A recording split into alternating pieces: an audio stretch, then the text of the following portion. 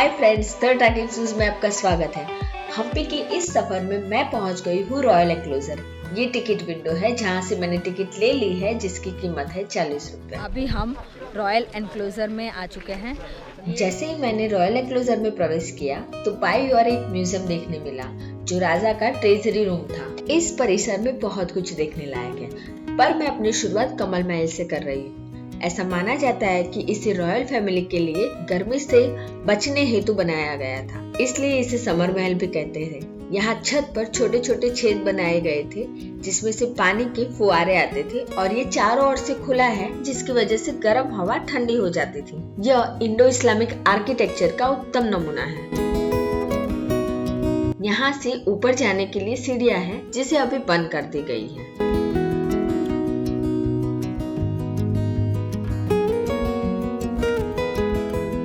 Campus की बात करें तो यह रॉयल एंक्लोजर राजा कृष्ण देव राय ने अपनी रानियों के लिए बनवाया था। ऐसा माना जाता है कि जब कृष्ण देव राय युद्ध पर जाते थे तो पत्नी तिरुमला देवी और चिन्ना देवी को यहाँ बने महल में रखा जाता था। वो महल तो डिस्ट्रॉय हो चुका है, पर उसके कुछ अंश आज भी देखे जा सकते हैं। इस परिसर में सिर्फ स्त्रियां ही प्रवेश कर सकती थी, किसी भी पुरुष को यहाँ प्रवेश करने की अनुमति नहीं थी। यहाँ तक कि रानियों की सुरक्षा के लिए किन्नर रखे गए थे। इस परिसर में 3 वॉच टावर है, जिसमें से एक हिंदू, एक इस्लामिक और एक रोम शैली में बनाया गया है।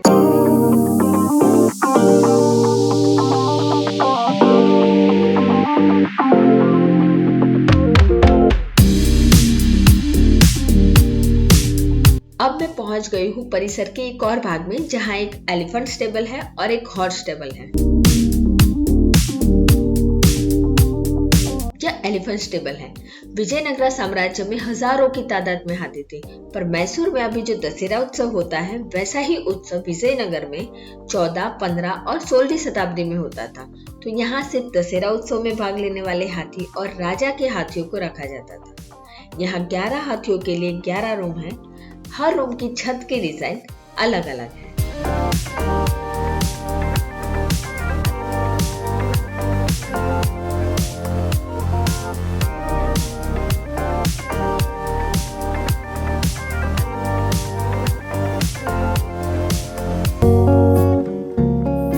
वही बगल में हॉर्स स्टेबल है, जिसे खास घोड़े और सोल्जर के लिए बनाया गया था।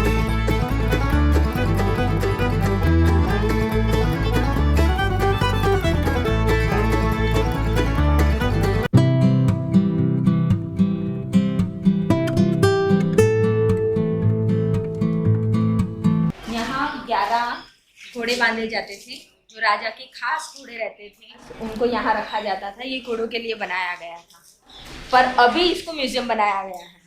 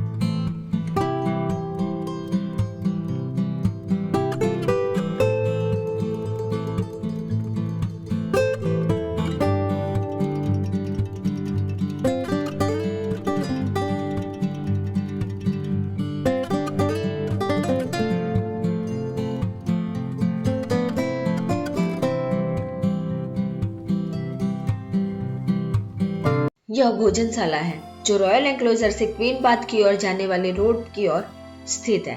ऐसा माना जाता है कि रॉयल एंक्लोजर में जो लोग काम करते थे उनके लिए ये भोजनशाला बनाई गई थी। यह 14, 15 और 16वीं शताब्दी में बनाई गई थी। यहाँ पानी की व्यवस्था के लिए वाटर टैंक भी बनाई गई थी।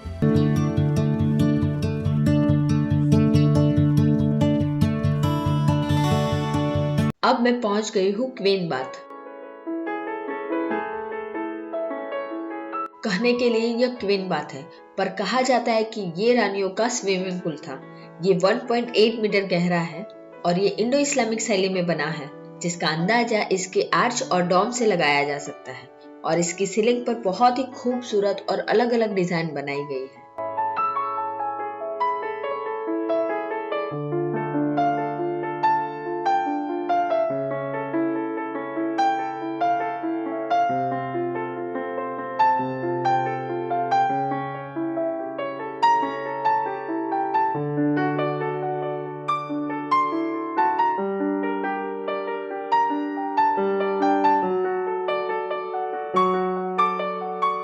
ऐसा भी माना जाता है कि जब रानी यहाँ नहाती थी तब यहाँ जो झरोखे है वहाँ रानी की दासियां बैठती थी और म्यूजिक इंस्ट्रूमेंट बजाती थी एवं कुछ दासियां फूल बरसाती थी और रानियों के लिए सुंदर माहौल तैयार करती थी।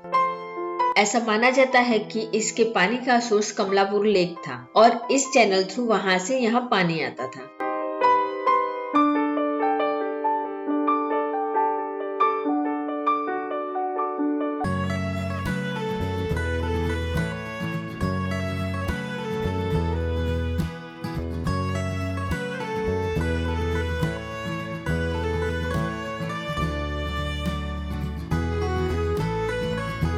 रानियों की सुख सुविधाओं के परिसर को देखने के बाद मैं पहुंच चुकी हूँ एक ऐसे परिसर में जहां राजा महत्वपूर्ण काम किया करते थे।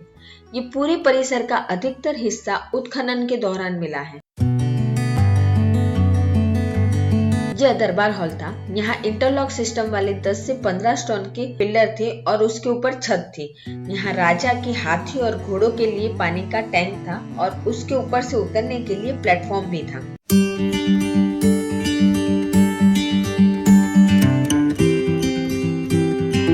यह राजा की सीक्रेट चैम्बर है। इसे काले पत्थर से बनाया गया था जिससे यह ठंडी रह सके।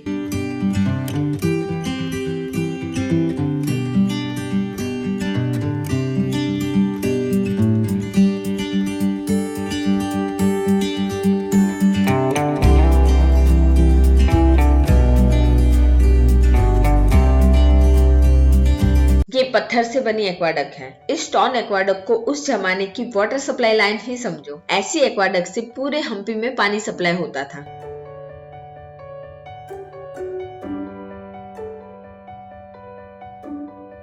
हमने भोजनशाला में जो पत्थर की प्लेट देखी थी वैसे ही कुछ प्लेट यहाँ भी है। इस प्लेट को बजाने से म्यूजिक की ध्वनि निकलती है।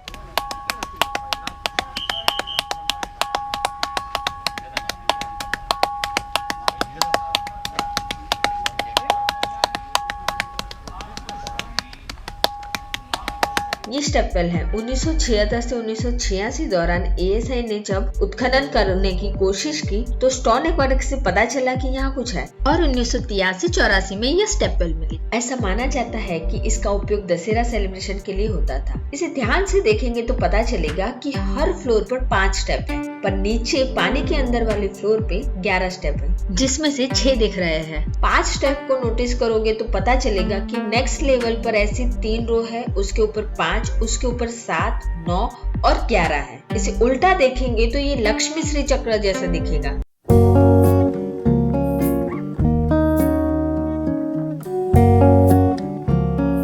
वही बाजू में मंदिर के रुइंस है।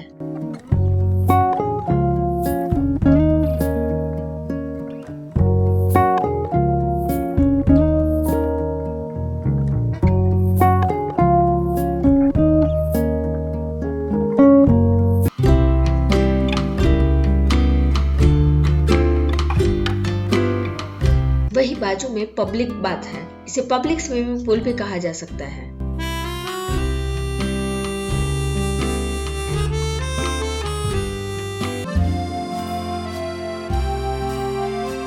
इस परिसर में है महानवमी डिब्बा। 14, 15 और 16वीं शताब्दी में यहाँ दशहरा सेलिब्रेशन शुरू हुआ था। जो फंक्शन दौरान विजयनगर साम्राज्य अधीन राज्यों के राजा यहाँ टैक्स देने के लिए आते थे और यहाँ दशहरे पर कुशल योद्धाओं को प्रोत्साहित करने के लिए सम्मानित किया जाता था। यह प्लेटफॉर्म यहाँ उपलब्ध पत्थर से देवराय फर्स्ट और सेकंड ने बनवाया था और यह ब्लैक स्टोन कृष्ण देव राय ने ऐड किए थे।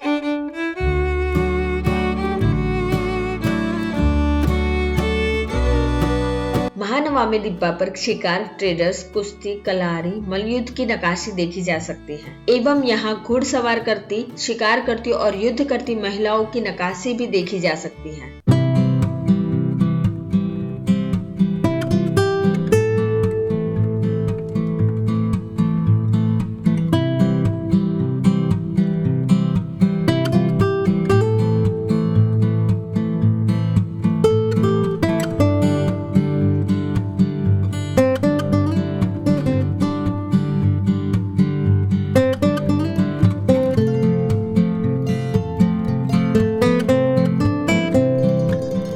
ही नहीं, दक्षिण भारत में बहुत कम दिखते ऊंट की भी नक्काशी देखी जा सकती है।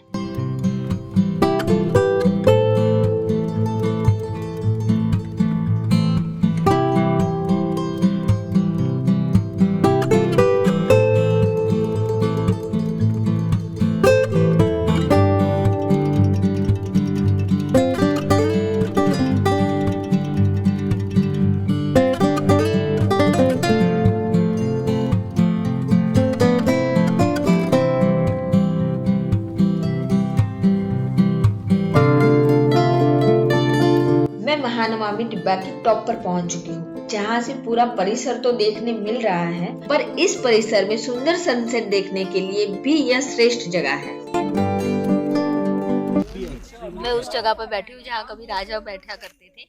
यहाँ दशहरा फेस्टिवल होता था, तब राजा जो योद्धा है जिन्होंने बहुत ही अच्छा काम किया उस योद्धा को प्रोत्साहन देते थे। और दशहरा सेलिब्रेशन में जैसे नीचे की वॉल में आपने देखा, दशहरा सेलिब्रेशन के वक्त जो विदेशी आते थे उनका क्या रिएक्शन होता था वो भी दिखाया गया है।